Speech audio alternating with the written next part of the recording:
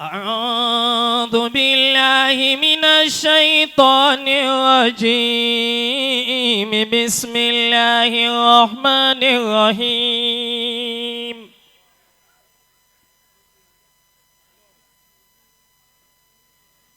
ما كان محمد أبا أحد من رجالكم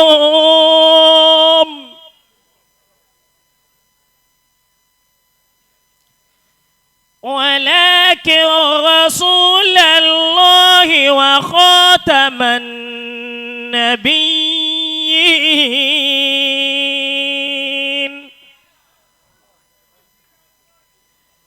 وكان الله بكل شيء عليما.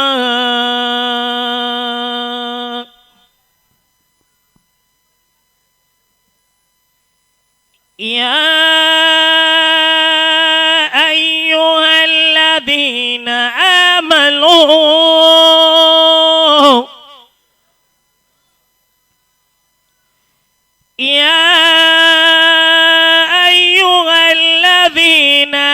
آمنوا اذكروا الله ذكرا كثيرا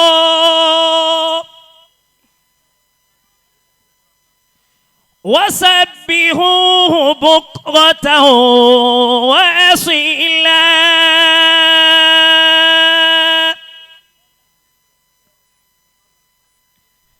هو الذي يصلي عليكم وملائكته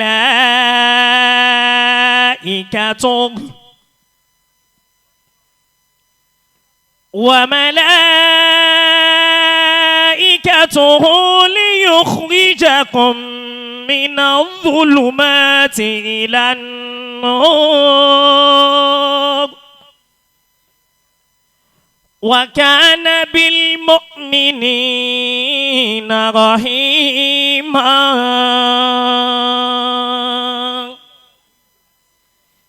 تحيته يوم يلقونه سلام وأعد له أجرا كريما. يا أيها النبي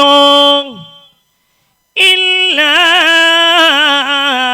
أرسلناك شاهدا ومبشرا ونذيرا إلا أرسلناك شاهدا ومبشرا ونذيرا ولتكن منكم أمة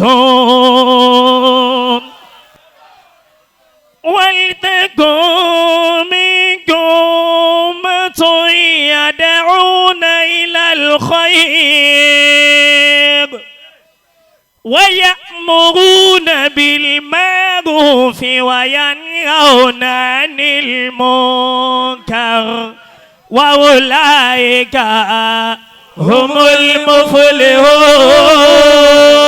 وأولئك هم المفلحون.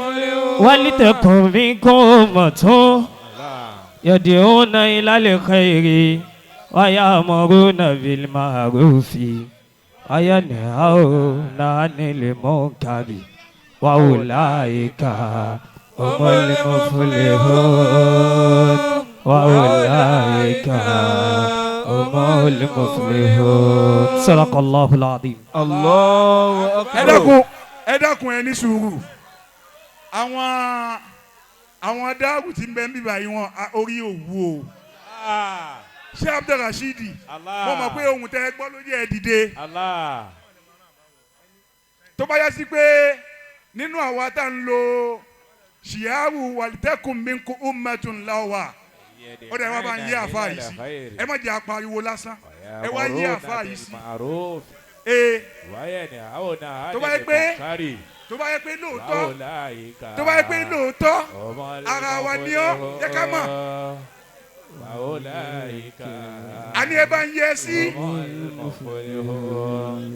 ẹ ẹjẹ́ àdìdẹ lẹ́ẹ̀kan náà káwá sanwó Kùránì lẹ́ẹ̀kan náà gbogbo wa lẹ́ẹ̀kan náà yà gbẹ̀yìn àwọn ẹjẹ́ wa sanwó Kùránì. ọlọ́mọ balaka yà fún àwọn jẹ. àmín. wọlé adéwálé anabuwa Muhammad. àmín sallallahu alaihi wasallam. àfi alibarika jókòó yìí àfi bẹ̀ Ọlọ́run.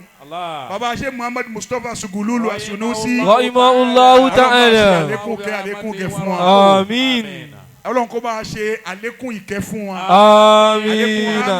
Ọlọ́run bá a ṣe fún wa. àmín. Ọlọ́run wọlé gbogbo àwọn tí mo mọ ìmọ̀ lọ́dọ̀ wọn. wọlé alibarika adéwálé anabi wa sallallahu alayhi wa sallam. wala hawla wala quwwata illa billahi al-aliyyi al-azim. Inshallah. tọ́. ẹ máa mú Al-Qur'ani ẹ wá má jẹ́ ó pẹ́ o. ẹ má jẹ́ ó pẹ́ ẹ má padà. ẹ má jẹ́ ó tutù. ẹ má padà. nítorí pé kí a tó bẹ̀rẹ̀ ètò yìí ní gbangba báyìí. Allah.